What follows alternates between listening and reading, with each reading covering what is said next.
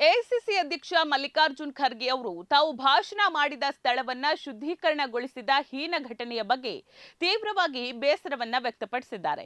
ತಮಗೆ ಎದುರಾದ ಈ ಅನ್ಯಾಯದ ವಿರುದ್ಧ ಸ್ವಪಕ್ಷೀಯ ಅನೇಕ ನಾಯಕರೇ ಧ್ವನಿ ಎತ್ತಲಿಲ್ಲ ಮತ್ತು ತಮ್ಮ ಬೆಂಬಲಕ್ಕೆ ನಿಲ್ಲಲಿಲ್ಲ ಎನ್ನುವಂತಹ ಸಂಗತಿಯು ಅವರಿಗೆ ತೀವ್ರವಾದ ನೋವುಂಟು ಮಾಡಿದೆ.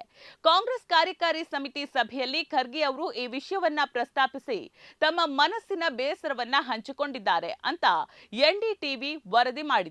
ತಮ್ಮ ಬೆಂಬಲಕ್ಕೆ ಸ್ವಪಕ್ಷದವರೇ ನಿಲ್ಲದೆ ಇದ್ದುದರ ಬಗ್ಗೆ ಅವರು ಯಾವುದೇ ನಿರ್ದಿಷ್ಟ ನಾಯಕರ ಹೆಸರನ್ನ ಉಲ್ಲೇಖಿಸದೆ ತಮ್ಮ ಅಸಮಾಧಾನವನ್ನ ಹೊರಹಾಕಿದ್ದಾರಂತೆ. ಈ ಸೂಕ್ಷ್ಮ ವಿಷಯಗಳಲ್ಲಿ ಪಕ್ಷದ ಕೆಲವು ಹಿರಿಯ ನಾಯಕರಿಂದ ನಿರೀಕ್ಷಿತ ಬೆಂಬಲ ಮತ್ತು ಸಕ್ರಿಯ ಪ್ರತಿಕ್ರಿಯೆ ಸಿಗದೆ ಇದ್ದುದು ಖರ್ಗೆ ಅವರನ್ನ ತೀವ್ರವಾಗಿ ನಿರಾಸೆಗೊಳಿಸಿದೆ. ಸಭೆಯಲ್ಲಿ ಅವರ ಹಾವಭಾವ ಮತ್ತು ಮಾತುಗಳು ಈ ಘಟನೆಯಿಂದ ಅವರಿಗಾದ ನೋವನ್ನ ಸ್ಪಷ್ಟವಾಗಿ ಬಿಂಬಿಸ್ತಾ ಇದ್ವು ಅಂತ ಮೂಲಗಳು ತಿಳಿಸಿವೆ. ಘಟನೆಯ ಹಿನ್ನೆಲೆಯನ್ನ ನೋಡೋದಾದ್ರೆ ಆಗಸ್ಟ್ 8ರಂದು ಉತ್ತರಾಖಂಡದ ಹಲ್ದ್ವಾನಿಯಲ್ಲಿರುವಂತಹ ರಾಮ್ಲೀಲಾ ಮೈದಾನದಲ್ಲಿ ಕಾಂಗ್ರೆಸ್ ಆಯೋಜಿಸಿದ್ದ ವಿಜಯ್ ಶಂಖದಾನ್ ರ್ಯಾಲಿಯನ್ನ ಉದ್ದೇಶಿಸಿ ಮಲ್ಲಿಕಾರ್ಜುನ್ ಖರ್ಗೆ ಅವರು ಪ್ರಭಾವಿ ಭಾಷಣವನ್ನ ಮಾಡಿದ್ರು. ಭಾಷಣದ ಮೂಲಕ ಅವರು ಕಾರ್ಯಕರ್ತರಲ್ಲಿ ಉತ್ಸಾಹ ತುಂಬುವಂತಹ ಕೆಲಸವನ್ನ ಮಾಡಿದ್ರು.